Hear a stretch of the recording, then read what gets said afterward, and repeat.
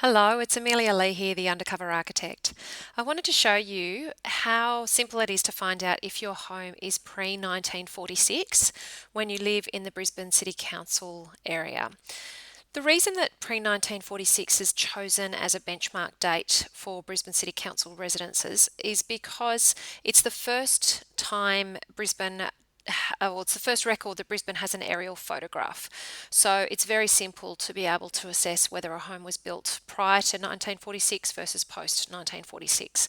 And so Council have had that date or that year as a benchmark for some time, as properties built before that date are considered important to the quality and character of the city and its regions, and so they're preserved in some way, shape, or form in future building work.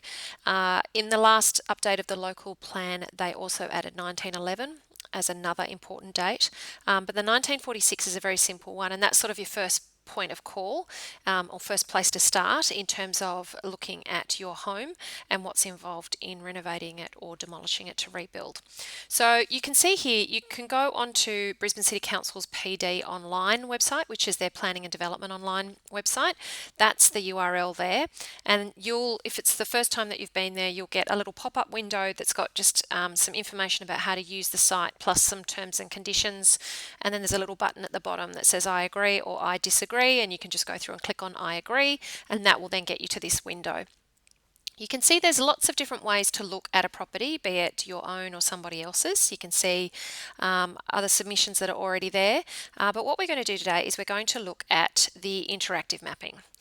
So we'll go through to here. Now, this mapping is for the whole of the Brisbane City Council area. You can see it's coming up with what that region includes there. And then if you go into the search, you can then type in addresses. So I'm going to type in one of our old properties that's actually on Undercover Architect. You can see it's doing a little bit of a autocomplete on the forms, and pulling up the addresses, and if it doesn't pull up that street number, it won't work in terms of the search. It needs to be able to find your address in its data, and it does that by doing that autocomplete. So you then hit on search and it will hone in on that area. Now you can see here what I'm seeing is all of the approximate lot boundaries for the various lots in that area, and number 61 Girraween Grove is highlighted in this heavier line work. You can see all the street names there, and then what you need to do is go over to this map contents. Now this map contents will have all the various layers that you can add onto this plan to find out different information about both the area and the particular site. So have a play with that. You can see there's various different things, contours, waterways, those types of things, and then there's also zonings, overlays, neighbourhood plans, all of that type of stuff. But what I want us to focus on here is the aerial. And you can see you've got the option to have a 2012 aerial photograph or a 1946 aerial photograph. I always recommend looking at the current one or the most recent one first, so you can see the home and where it is. Now you can see this is the 2012 shot, and this is actually when we were doing work on this property. So you can see we'd put the pool in, and we were adding on the pavilion extension and the garage, and we'd move the house sideways and forward a little.